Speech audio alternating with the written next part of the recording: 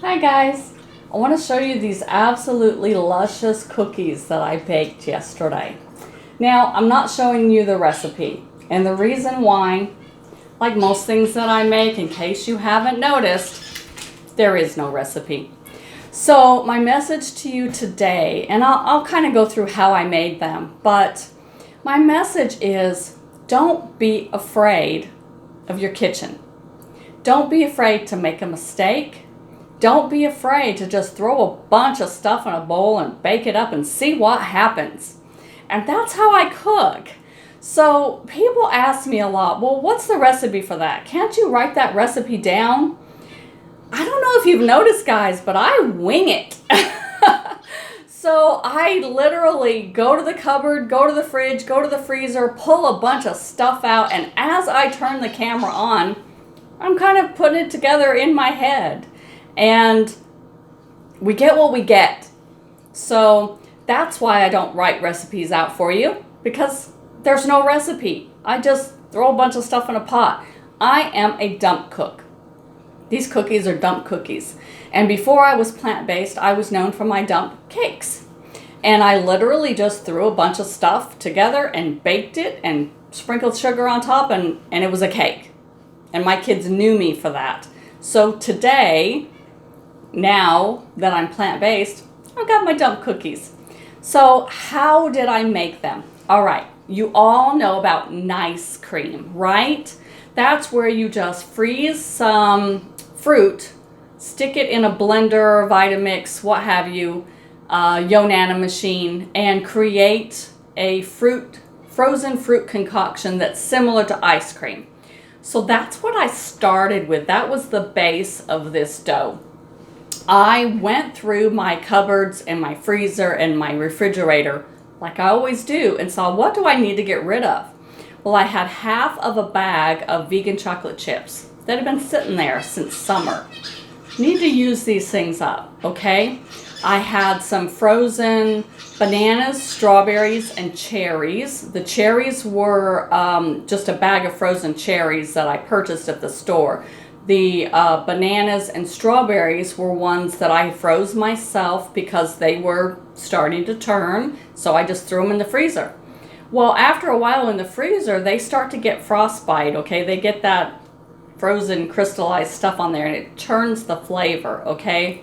So as a nice cream, it probably wouldn't have been very good. But I don't want to lose the good healthy benefits of that fruit. And you know, at the Turner house, we don't waste anything, right? So little Miss Frugal popped in there.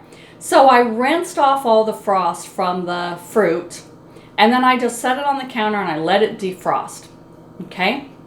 And I'm talking probably that much of in the bag of frozen cherries, 2 bananas, and maybe 6 strawberries. So I let them defrost, and then I ran them through my Vitamix.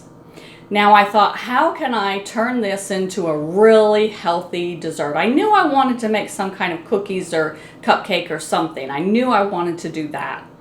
So I thought, okay, omega-3s. We're always needing our omega-3s. So what can I put in there that has omega-3s?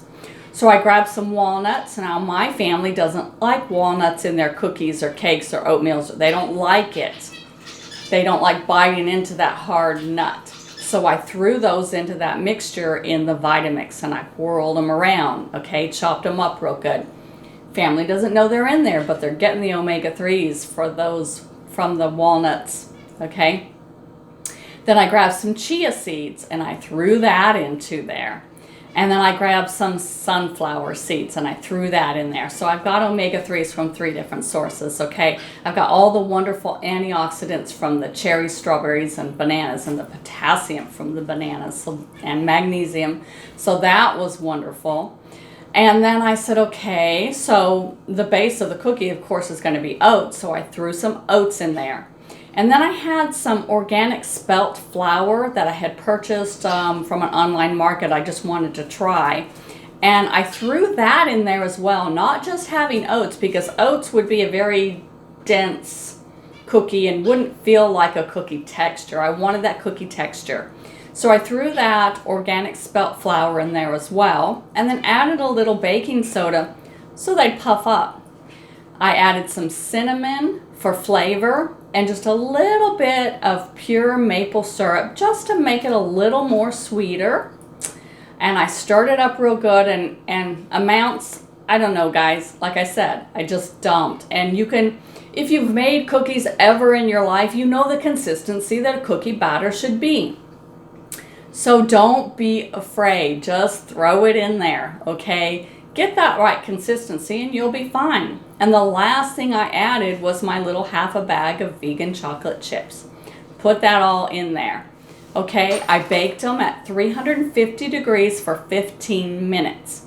Now remember, 350 degrees is your optimal cookie baking temperature because it will allow the moisture to stay in the cookie. Okay, anything higher than that and you're gonna have a hard crumbly cookie. Okay, so if you want light and moist, 350 degrees. So this is how I bake and this is how I cook if you've watched me, and I hope you have watched me. If you haven't, please do subscribe. Tick that little bell so you get notifications when the new video comes out. And what I got was these luscious cookies. Now they're really healthy, they're really soft and moist, and I'll just break one open so you can see inside there.